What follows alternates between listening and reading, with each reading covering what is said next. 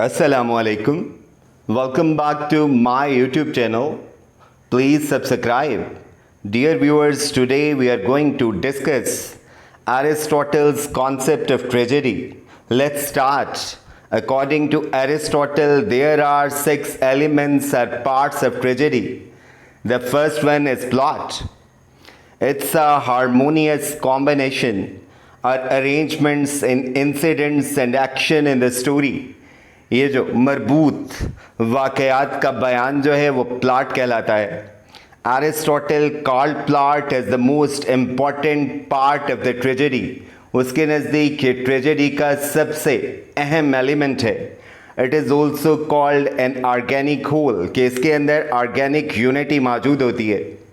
It's also called Mythos, कि इसे Mythos भी कहा जाता है.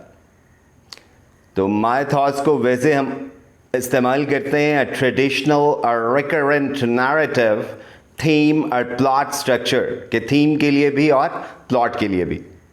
दूसरा एलिमेंट है कैरेक्टर का.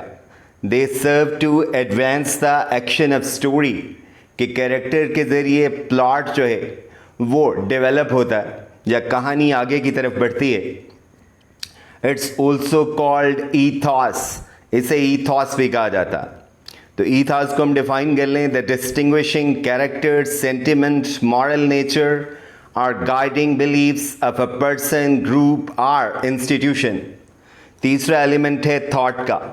It denotes the intellectual and moral qualities. It is also called reasoning, कि प्ले में किस तरह के ख्यालात या अफकार जो हैं वो दिखाए जाते हैं. चौथा है डिक्शन का. डिक्शन से मुराद ये है कि किस तरह की ज़बान इस्तेमाल की जाती है, डायलॉग्स जो हैं वो कैसे होते हैं, किस तरह लिखे जाते हैं और कितनी खूबसूरत जो है ज़बान इस्तेमाल की जाती है. पांचवा है मेलोडी और सॉन्ग.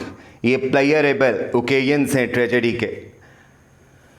और छठा है स्पेक्टिकल, ये जो ओवरऑल विजुअल अपीयरेंस है स्टेज की और एक्टर्स की, कि जो स्टेज क्राफ्ट है उसे हम कह सकते हैं स्पेक्टिकल. अब हम जो है उसके ट्रेजेडी के हवाले से जो और बेसिक कॉन्सेप्ट्स हैं उनकी बात करते हैं. पहला है hamartia. It's an error of judgement made by protagonist inadvertently. Protagonist कहते हैं सेंट्रल कैरेक्टर को, और इनएडवर्टेंटली कहते हैं विदाउट इंटेंशन या एक्सीडेंटली, कि ये एरर ऑफ जजमेंट है जो वो जानबूझ के नहीं करता, बस उससे गलती हो जाती है. It's the action of hero which at the time of doing doesn't seem that consequential, कि जब वो ये गलती करता है तो उस वक्त नहीं लगता कि उसे इस गलती का इतना बड़ा खुमियाजा जो है वो भुगतना पड़ेगा.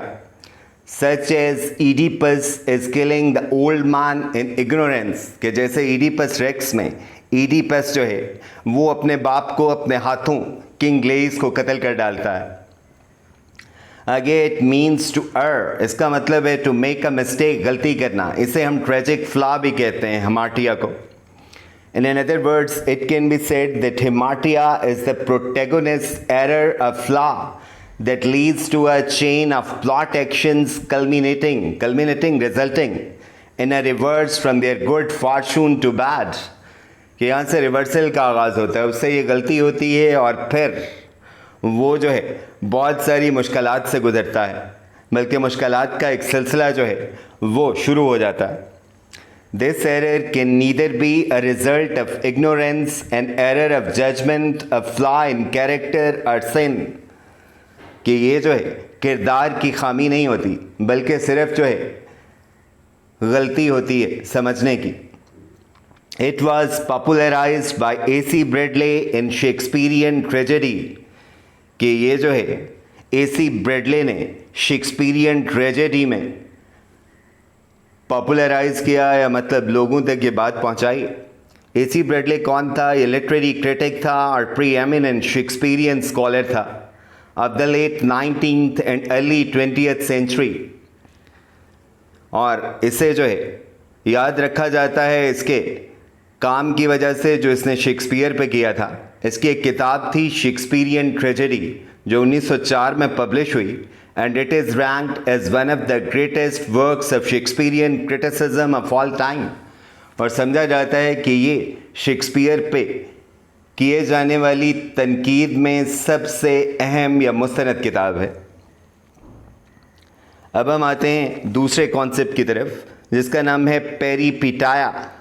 ये क्या है? सडन रिवर्सल ऑफ फॉर्चून है, या चेंज इन सर्कमस्टेंसेस, कि किस्मत पलटा खा जाती है या हालात तब्दील हो जाते हैं। कि it's a reversal of circumstances, a reversal of Fortune, a turning point in a tragedy, कि ये ट्रेजेडी का टर्निंग पॉइंट है, कि इससे हीरो का डाउनफॉल जो है वो शुरू होता है।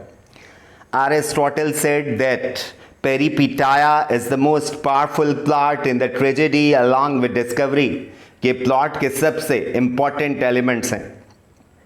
It's the place in tragedy where protagonist's fortune turns bad from good, कि उसके लिए जब बदकिस्मती का आगाज़ होता है। It's a turning point in a drama after which the plot moves towards conclusion after the climax of the narrative। कल आपने पढ़ा था ना, climax कहते हैं highest point को, where the conflict is resolved, mystery is explained, misunderstandings are clarified and lovers reunited।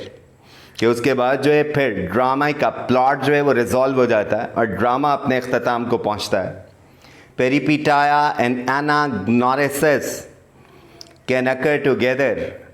Anagnorisis, आगे हम इसकी definition पढ़ते हैं कि the point in a play, novel in which a principal character recognizes or discovers an other character's identity or the true nature of their own circumstances, कि वो अपनी गलती जो है जान लेते हैं या फिर जो है वो किसी दूसरे किरदार को जान लेते हैं, उसे हम anagnorisis या डिस्कवरी कहते हैं। In the tragedy the conclusion is called catastrophe. कल भी हमने पढ़ा था, क्योंकि ट्रेजेडी जो है उसका इख्तिताम मौत पे होता है या ब्लडशेड पे, इसलिए हम जो है उसे कैटास्ट्रॉफ या डिस्ट्रक्शन कहते हैं उसकी एंडिंग को। कॉमेडीज़ की एंडिंग को हम डेनॉयमेंट कहते हैं, क्योंकि उसमें प्लॉट जो है वो रिजॉल्व हो जाता है और आपको पता है कि it results in happiness and reunion और marriage. Anagnorisis, it is recognition at the moment of discovery by the protagonist। फिर हम इसे डिफाइन कर देते हैं कि ये डिस्कवरी का लम्हा है जब वो अपनी गलती को रियलाइज करता है। As Oedipus killed his father and married his mother, then felt anagnorisis, के बाद में जब उसे पता चलता है कि जो थीप्स पे कर्स है वो उसकी वजह से है और उसने अपने बाप को मार डाला था और माँ से शादी कर डाली थी, तो फिर जो है ये डिस्कवरी थी, उसे पता चल जाता है कि वो ज़िम्मेदार है और वो फिर जो है ख़ुद को अंधा कर लेता है और शहर छोड़ के चला जाता है। अब हम फिर पोएटिक्स को एक दफ़ा फिर रिवाइज करते हैं कि Aristotle's poetics is the earliest surviving work of dramatic theory, कि ड्रामेटिक थ्योरी का सबसे पहला काम था जो अब तक मौजूद है। इट हैज़ 26 चैप्टर्स, कि इसके 26 अबवाब हैं, ये चैप्टर्स हैं। Aristotle works on aesthetics, consist of poetic and rhetoric। Aesthetics आप जानते हैं, the branch of philosophy which deals with questions of beauty and artistic taste, कि जिसमें हम खूबसूरती और जमालियाती ज़ौक़ के मुतालिक बात करते हैं। The poetics is especially concerned with drama, कि पोएटिक्स में जो है ड्रामे को खासी स्पेस दी गई है और ट्रेजेडी को एट लेंथ जो है वो डिस्कस किया गया है। Aristotle argued that poetry provides a safe outlet for the release of intense emotions, जिसे वो कैथारसिस कह रहा है, कि ये पिटी और फियर की इमोशंस को अराउज करती है और फिर इनका कैथारसिस भी करती है या इन्हें प्योरीफाई भी करती है और आपको मॉर्बिडिटी से बचाती है, कि साइकोलॉजिकली आप फिर हेल्दी फील करते हैं। The followers of Aristotle later known as peripatetics. वैसे पेरीपेटेटिक का मतलब है a teacher who works in more than one school और कॉलेज, या फिर जो है एरिस्टोटेलियन जो स्कॉलर्स होते हैं उन्हें कहा जाता है। आगे Aristotle was the teacher of Alexander the great, कि अलेक्जेंडर द ग्रेट जिसे सिकंदर आज़म के नाम से दुनिया जानती है, उसका ये टीचर था या उस्ताद था। In it, he said that tragedy is the imitation of an action that is complete and whole, and of a certain magnitude, having a beginning, a middle, and an end. कि ये tragedy की definition है, कल भी हमने पढ़ी, आज हम इसे रिवाइज कर रहे हैं कि एक एक्शन की इमिटेशन है जो मुकम्मल होता है, कि उसकी एक ख़ास लेंथ होती है और प्रॉपर बिगिनिंग, मिडल और एंड होती है. जैसे कल हमने पढ़ा था कि पहले क्या है, वो एक्सपोजिशन है, फिर जो है वो क्लाइमैक्स पे पहुंचता है प्लॉट, और फिर रिजॉल्व हो जाता है. तो ये प्रॉपर बिगिनिंग, मिडल और एंड होगा. He also coined the term entelechy, that means anything which is currently happening. Entelechy ये भी एक फिलोसॉफिकल टर्म है. इसका मतलब है द रियलाइजेशन ऑफ पोटेंशियल, या सोल कह लें इसे, the supposed vital principle that guides the development and functioning of an organism or other system or organization. या फिर एंटालेकी अरिस्टोटेलियन टर्म्स में यही है, दैट इज कंटेम्पोरेनियस, कि जो आपके इर्द गिर्द हो रहा है. I think let's call it a day. We have जो है read about Aristotle, his seminal work Poetics, his definition of tragedy, discussion of plot elements, and hopefully you have enjoyed the lecture. See you with the next video very soon. Till then, Allah Hafiz, stay safe, stay blessed.